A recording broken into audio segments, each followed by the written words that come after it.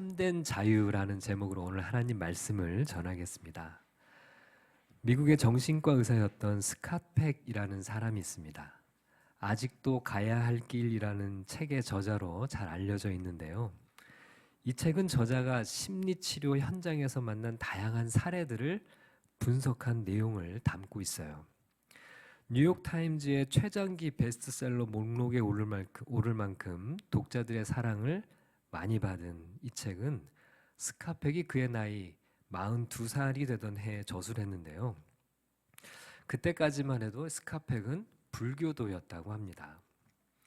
그런데 43세에 기독교로 공개적인 개종을 선언하고 이 스캇팩이 세례를 받습니다. 그리고 그 해에 거짓의 사람들이라는 책을 출간하는데요. 이 책에서 스캇팩은 깨진 가정, 인간관계 갈등, 편견, 타인에 대한 분노, 적개심, 문화적 인습이라는 외적 모습 이면에 숨어 있는 악의 세력에 대해서 이 책에서 그 정체를 밝히려고 그렇게 책을 써요. 인간을 병들게 하는 거짓의 존재에 대해서 그 정체를 그 책에서 이제 밝히고자 시도를 하는데요. 거짓의 사람들 제5장의 제목은 귀신 들림의 진단과 치료라는 소제목이 붙어 있습니다. 그는 자신도 처음에는 귀신의 마귀의 존재를 믿지 않았다 그렇게 이야기를 하는데요. 제가 책을 조금 읽어보겠습니다. 오랜 세월이 지나는 동안 나는 선한 영 또는 하나님의 존재와 인간 악의 실체를 믿게 되었는데 한 가지 의문은 아직 그대로 남아 있었다. 악한 영, 즉 마귀는 과연 존재하는가 하는 문제였다. 나는 그렇지 않다고 생각했다. 정신과 의사의 99%와 대부분의 종교 인사들이 그렇게 믿듯이 나 역시 마귀란 존재하지 않는다고 생각했다. 물론 그때 나는 귀신 들림이라는 것을 믿지 않고 있었다. 그래서 나는 사례를 한번 찾아보리라 다짐했다. 나는 여기저기 글을 보내 연구를 위해 이른바 귀신 들림이라고 알려져 있는 경우에 관심이 있다는 사실을 알렸다. 그 후 나는 진짜 귀신 들림 사례를 맡아 지금도 거기에 깊이 관여하고 있다. 나는 사탄이 현존한다는 것을 지금은 알고 있다. 내가 그것을 만나본 것이다. 그렇게 적어요. 이 귀신 들림의 현상을 직접 자신이 경험을 한 이야기를 이렇게 소개한 거죠. 스캇팩은 정신과 의사이자 과학자로서 귀신을 쫓아내는 축사 현장에 참여해서 그 과정들을 관찰하고 분석하고 연구하는데요. 정신질환과는 확연하게 대비되는 이 귀신 들림의 현상에 대해 이렇게 표현한 대목이 있어요. 마침내 한 경우에서 귀신이 분명히 말을 하게 되자 환자의 얼굴에는 사탄적인 것이라고 밖에는 표현할 수 없는 표정이 나타났다. 여러분, 이런 표정은 공포 영화에서 잘 묘사를 하고 있기 때문에 그렇게 어렵게 상상하기 어려운 건 아닌 거예요. 그것은 도저히 믿어지지 않을 정도의 경멸적인 웃음이었고 극도의 적의와 악의가 밴 표정이었다. 나는 그 표정을 흉내내 보려고 몇 시간을 거울 앞에 서서 애써 보았으나 매번 그와는 거리가 멀었다. 내 평생에 그런 표정을 본 것은 그 이후로 딱 한 번 더 있었다. 그것은 평가 단계 말기에 다른 환자의 얼굴에 나타났었는데 아주 짧은 몇 초의 순간이었다. 이 다른 환자의 축사에서 마침내 귀신이 자신의 정체를 드러냈을 때 거기엔 훨씬 더 소름 끼치는 표정이 서려 있었다. 순간 환자는 온 힘을 다하여 몸을 꿈틀거리는 뱀의 모습과도 같았으며 마치 팀 멤버들을 물어버리려 표독스럽게 달려들 것만 같았다. 그런데 그 뒤틀린 몸보다도 더 끔찍스러웠던 것은 그 얼굴이었다. 겨울잠에서 덜 깬 파충류의 눈처럼 둔탁스레 감겨져 있다가 마치 먹이를 잡기 위해 이따금씩 화살처럼 튀어나갈 때 그러는 것처럼 느닷없이 타는 듯한 증오의 시선으로 눈을 번쩍 뜨곤 했다. 여러분, 오늘 본문 말씀은 귀신 들린 한 사람을 예수님께서 치유하시는 그런 사건을 소개하고 있어요. 다 함께 5장 1절과 2절 말씀을 읽어보겠습니다. 시작. 예수께서 바다 건너편 거라사인의 지방에 이르러 배에서 나오심에 곧 더러운 귀신 들린 사람이 무덤 사이에서 나와 예수를 만나니라. 거라사 지방은 이방인들이 사는 지역이었는데요. 갈릴리 호수의 동남쪽에 위치하고 있었습니다. 길쭉하게 생긴 갈릴리 호수를 길게 가로질러 이곳에 예수님이 당도했을 때 이들을 맞이한 것은 악한 귀신, 더러운 귀신에 들려 고통당하는 한 사람이었어요. 우리는 여기서 귀신에 들려 고통당하는 사람과 그를 고통스럽게 하는 실체인 이 악한 영을 구분해서 생각해 볼 필요가 있습니다. 성경은 귀신을 가리켜 그냥 귀신이라고 얘기를 하지 않아요. 뭐라고 얘기를 합니까? 더러운 귀신이라고 얘기를 하죠. 이런 귀신에 들려 고통당하는 사람, 이 더러운 귀신이라고 말씀하는데 이 귀신에 들린 이 사람이 사실 더러운 게 아니죠. 이 사람을 아주 끔찍하게 괴롭히는 그 영, 그의 하는 그 일이 매우 더럽고 아주 추잡스러운 그런 일들을 하는 영이 있다는 거예요. 그게 바로 마귀요 사탄인 것이죠. 성경은 인간을 피폐하게 만드는 더러운 영의 실체를 우리에게 드러내고 마귀의 권세를 눌려 이기신 예수 그리스도를 보여주기 위해서 이 사건을 기록하고 있어요. 오늘 우리는 사탄이 어떤 존재인가를 살펴보고 예수님은 우리에게 어떤 분이신가, 그리고 우리는 어떤 삶을 살아야 하는가 하는 몇 가지를 살펴보려고 합니다. 말씀 속에 주님의 큰 은혜가 진리 가운데 우리 모두에게 임하시기를 주님의 이름으로 축원합니다. 자, 첫 번째로 우리가 기억할 것은 사탄은 죽음의 영이라는 사실입니다. 여러분, 사탄은 어떤 영이라고요? 죽음의 영이에요. 사탄을 가장 상징적으로 잘 보여주는 것이 바로 죽음입니다. 여러분, 3절 말씀을 우리 다 같이 읽어보겠습니다. 3절입니다. 시작. 그 사람은 무덤 사이에 거처하는데 이제는 아무도 그를 쇠사슬로도 맬 수 없게 되었으니.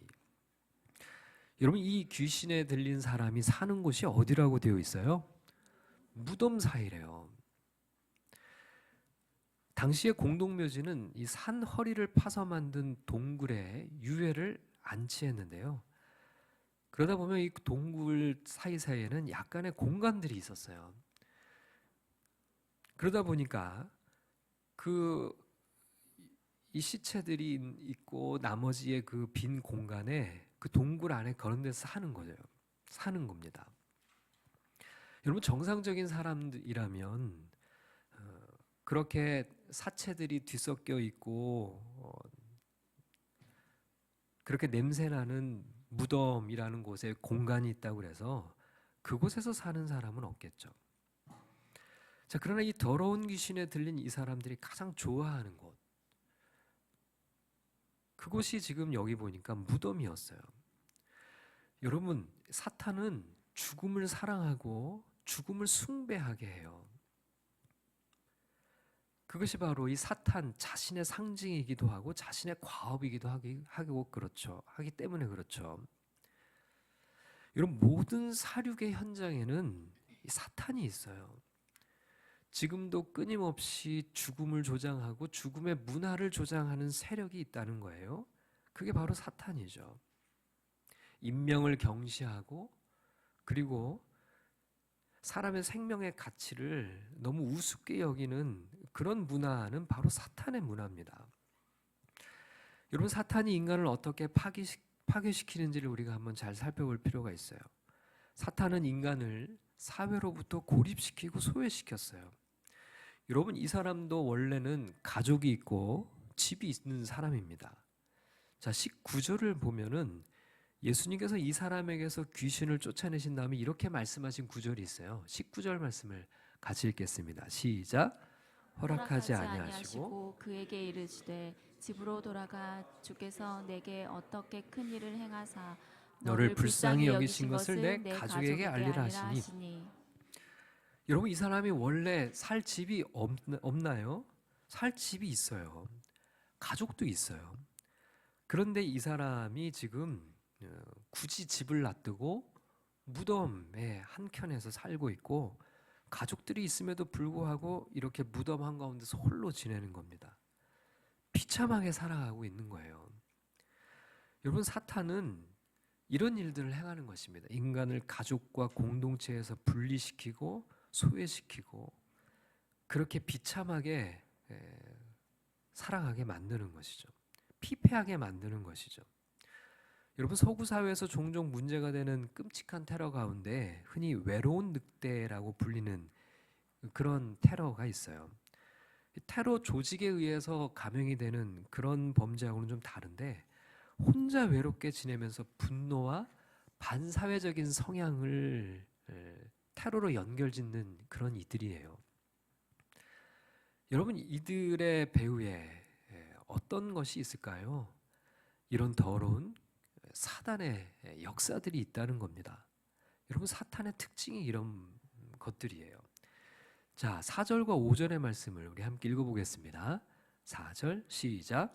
이는 여러 번 고랑과 쇠사슬에 매었어도 쇠사슬을 끊고 고랑을 깨뜨렸음이러라. 그리하여 아무도 그를 제어할 힘이 없는지라.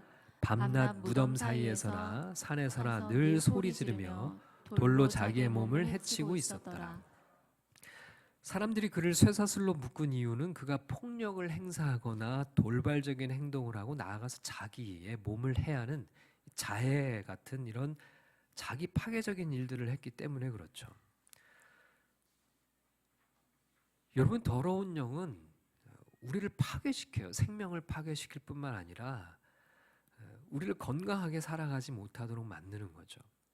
자기를 해하는 겁니다.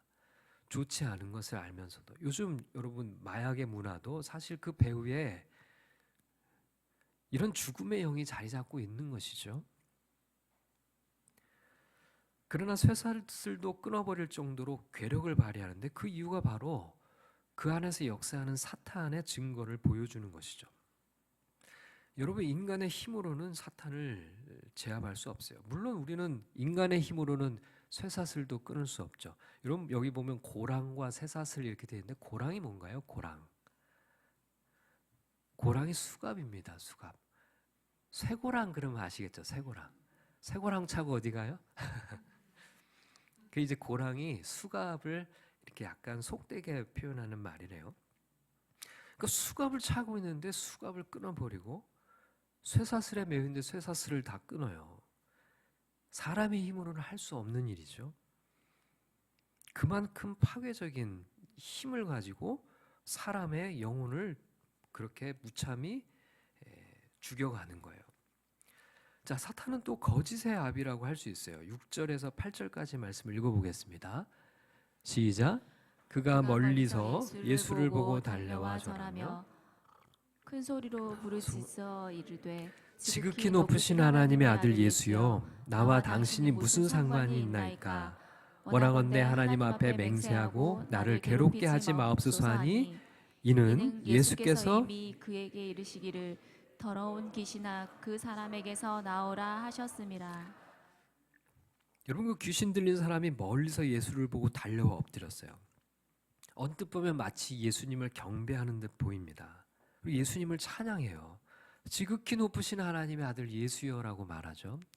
그러나 여러분, 이것이 진심에서 나오는 그런 경배는 아니죠. 위장입니다. 사탄은 자신이 예수님을 상대할 수 없다는 것을 알기 때문에 그 앞에 머리를 조아리고 있지만 어떻게 해서든지 하나님 내 나라와 백성들을 파괴하기 위해서 호시탐탐 기회를 엿보는 자입니다. 여러분, 우리가 사단에게 속으면 안 돼요. 사단은 위장의 귀재죠. 얼마든지 이런 거짓말로 자신을 포장할 수 있어요.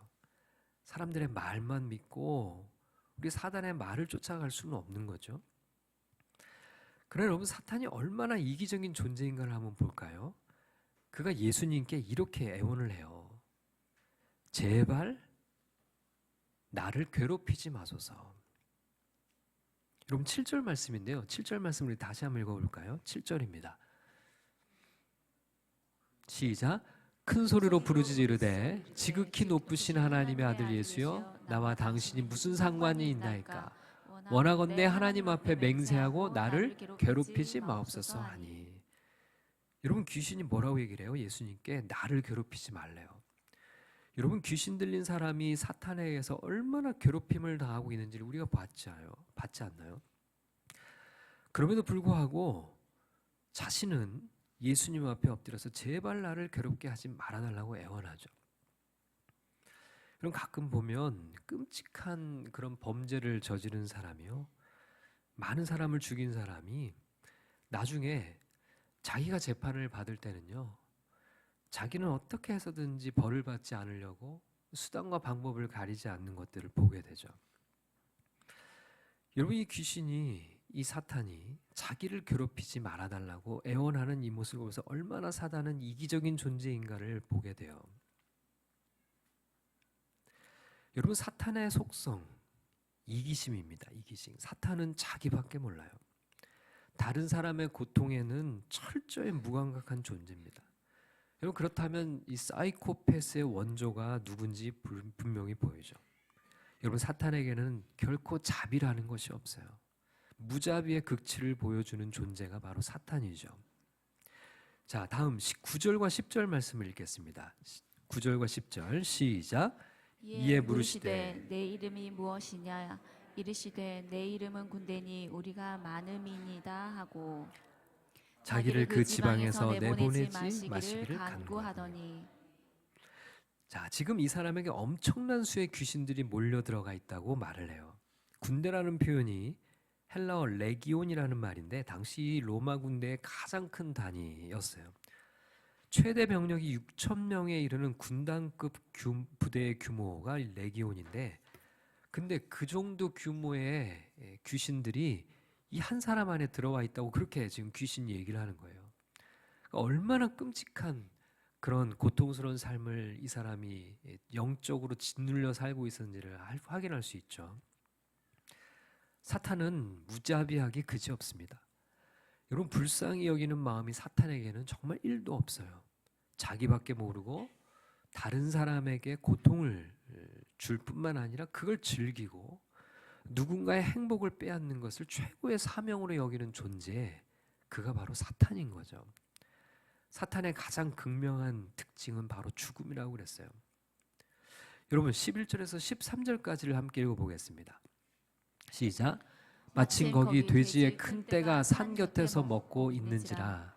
이에 간구하이르되 우리를 돼지에게로 보내어 들어가게 하소서 하니 허락하신데 더러운 귀신들이 나와서 돼지에게로 들어가매 거의 2,000마리 되는 떼가 바다를 향하여 비탈로 내리다라 바다에서 몰사하거늘. 사탄은 자신들이 돼지들에게 들어갈 수 있도록 허락해달라고 말했어요.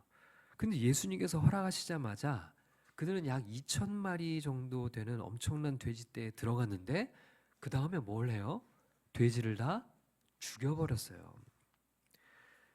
여러분 사탄은 이 죽음의 성향으로 가득 차 있는 것을 볼 수 있어요. 사탄은 무엇이든 죽이고 싶어해요. 여러분 앞에 소개해드렸던 이 스카펙의 책에 실린 내용을 제가 조금 더 소개해 보겠습니다. 내가 각 축사에서 보았던, 좀 축사는 뭡니까? 축사는 귀신을 쫓아내는 걸 축사라고 그러죠. 내가 각 축사에서 보았던 그 영은 틀림없이 절대적으로 그리고 처음부터 끝까지 인간의 생명과 성장을 거스르는 일에 자신을 헌신하고 있었다. 그것은 두 환자 모두에게 자살할 것을 종용했다. 한 번은 우리가 그것에게 왜 그리스도를 반대하느냐고 물었더니 이렇게 대답했다. 그리스도가 사람들에게 서로 사랑하라고 가르치기 때문이지. 그러면 인간의 사랑이 왜 그렇게 못마땅하냐고 물었더니 그것에 대해 이렇게 대답했다. 나는 사람들이 바쁘게 일하길 원해. 그러다 보면 싸움이 일어날 테니까. 계속 더 물으려 하자 그것은 축사자에게 한마디로 잘라 이렇게 말했다. 너도 죽여버리고 싶어. 그것에게는 창조적이거나 건설적인 것이라고는 눈꼽만큼도 없었다. 완전한 파괴성 그 자체였다. 여러분, 이것이 사탄의 실체입니다. 사탄은 죽음의 영이에요. 하나님의 창조 세계와 인간의 삶을 철저하게 파괴하려고 하는 것, 그것이 사탄이 원하는 것이죠. 분노와 미움과 갈등을 부추기고 이기적이고 폭력적이고 음란한 문화들을 조장하고 이 세상의 모든 폭력과 살인과 자살과 전쟁의 배후에 이 사탄이라는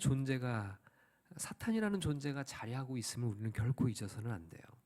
이 모든 현상의 이면에는 더러운 영, 사탄의 영이 있다는 것을 기억해야 하는 것이죠. 자, 이제 두 번째로 기억할 진리를 살펴보려고 합니다. 그러면 예수님은 누구신가 하는 것입니다. 예수님은 죽음의 권세에서 우리를 건지시기 위해 오신 하나님이시죠.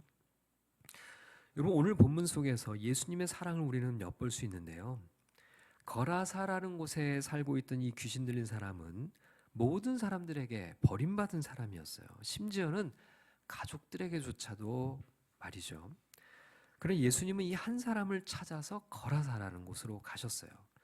여러분, 우리가 읽은 이 마태복음 5장 바로 앞에 보면 예수님께서 바다 저쪽으로 가자 하시는 그런 말씀이 있고, 그 다음에 바다를 건너가다가 풍랑을 만나는 사건이 우리가 읽은 본문 바로 앞에 기록이 되어 있거든요. 그리고 나서 예수님께서 말씀하신 바다 저쪽 바로 이 거라사라는 곳에 도착을 하신 거예요. 그리고 예수님은 이 귀신 들린 한 사람을 만나 치유하십니다. 자, 그리고 난 다음에 이 지역 사람들이 예수님에게서 떠날 것을 요구하셔서 예수님은 이 한 사람만을 고치신 이후에 바로 배를 타고 거라사를 떠나시게 돼요. 여러분, 18절에 예수께서 배에 오르실 때라는 그런 기록이 있고, 21절에는 예수께서 배를 타고 맞은편으로 다시 건너가시니라는 말씀이 있어요. 여러분, 예수님께서 제자들을 데리고 풍랑을 뚫고 거라사 지방에 오셔서 딱 한 사람, 이 귀신 들린 이 한 사람에게만 치유와 회복을 주시고서는 다시 돌아가신 거예요. 여러분이 어느 지역을 방문한다면, 그리고 그곳에서 딱 한 사람을 만난다면 누구를 만나는 게 제일 효과적일까요? 제일 유력한 인물 한 사람을 만나고 가는 것 아닐까요?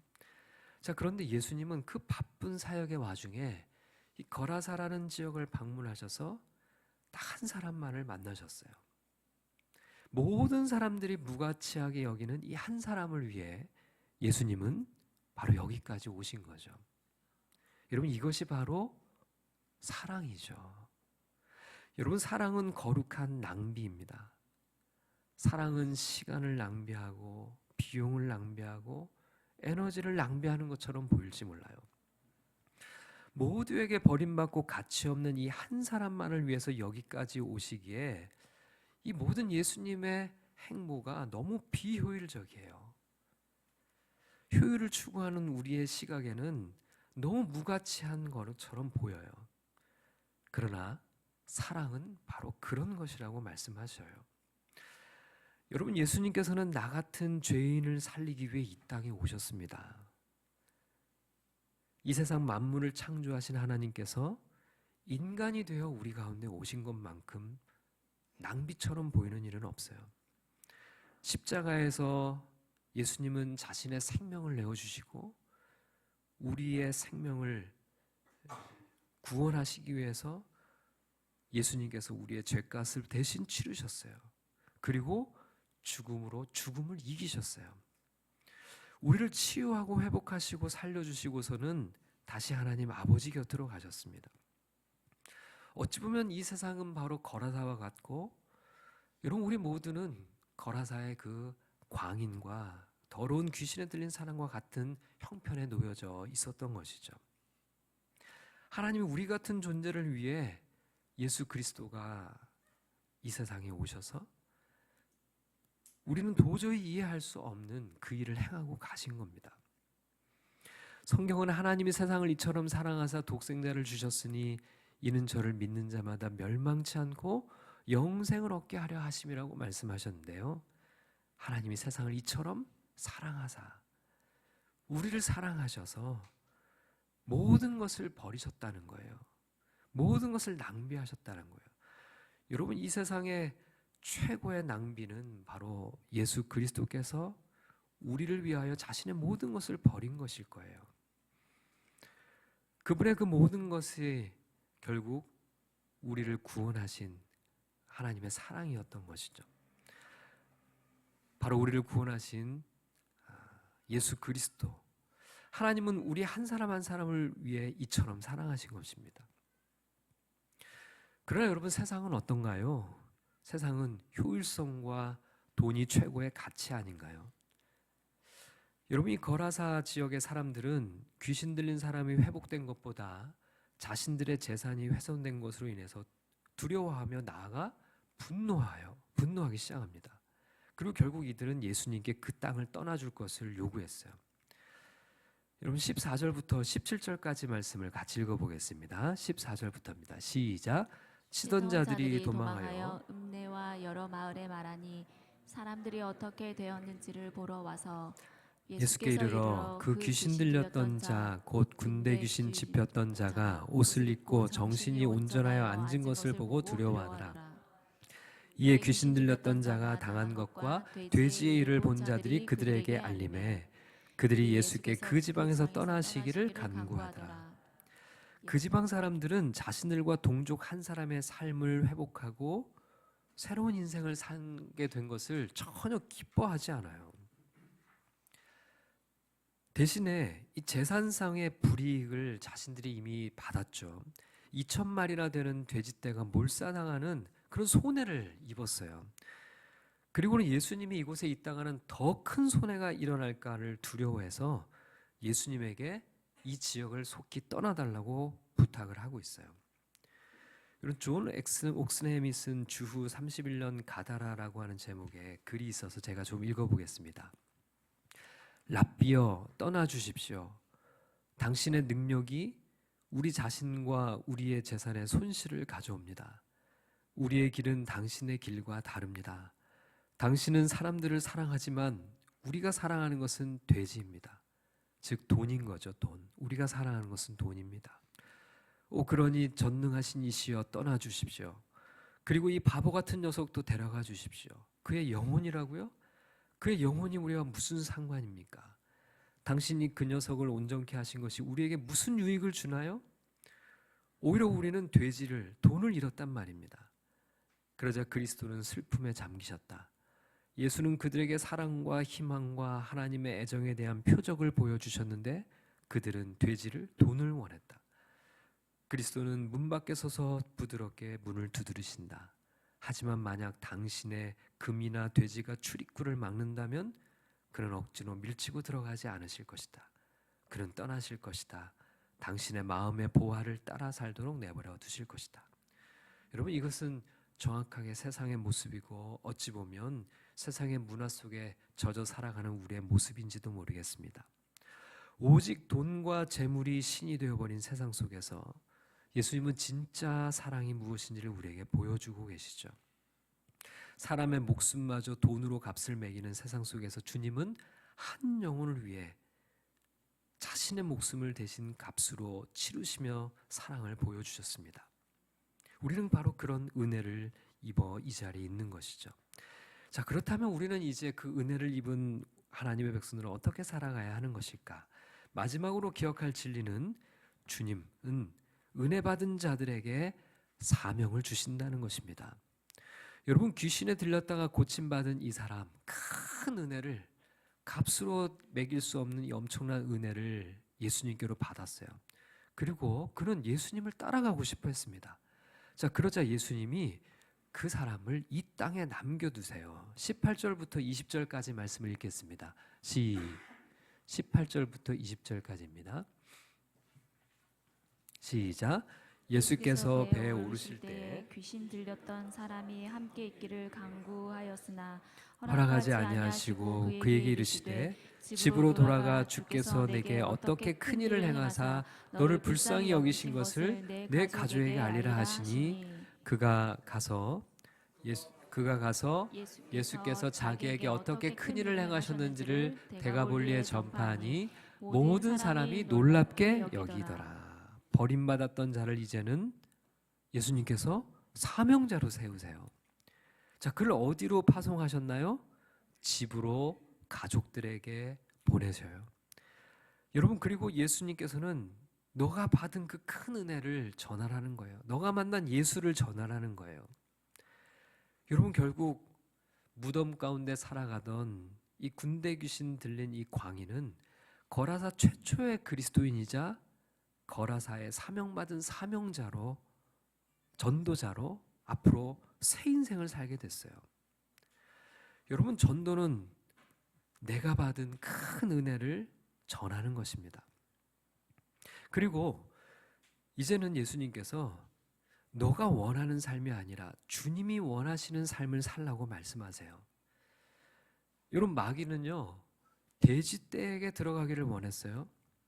거라사 주민들은 예수님께 자신의 지방을 떠나기를 원했습니다. 귀신 들린 사람도 치유받은 다음에 처음에는 예수님을 따라가기를 원했어요. 각자가 다들 원하는 것이 있었어요. 그러나 예수님은요, 그가 원하는 것이 아니라 주님께서 이제는 주님이 원하시는 대로 집으로 가서 가족들에게 네가 받은 큰 은혜를 베풀고 증거하라, 그렇게 말씀하시죠. 자, 그러자 이제 사명자는 어떻게 해요? 자신이 원하는 것을 거두고 주님이 원하시는 대로 그곳을 향해 가죠. 순종한 거죠. 여러분, 순종은 바로 사명에서 출발합니다. 그리고 사명은 내가 원하는 것이 아니라 주님이 원하시는 뜻을 따라 살아가는 삶이죠. 그저 따라가는 삶입니다. 은혜 받은 이들은 이제는 그 은혜를 따라 우리에게 은혜 주신 예수님을 따라 살아가는 삶, 그 삶을 살아가는 그런 복된 삶을 살아가게 되는 거죠. 그리고 그것이 바로 사명의 삶인 것입니다. 우리도 얼마나 많은 은혜와 사랑을 주님께 받았습니까? 이제는 내가 원하는 삶이 아닌 주님이 우리에게 하라고 하시고 원하시는 삶, 그렇게 주님만을 따라 살아가는 사명자의 삶을 살아가는 우리 모두가 될 수 있기를 주님의 이름으로 간절히 축원합니다.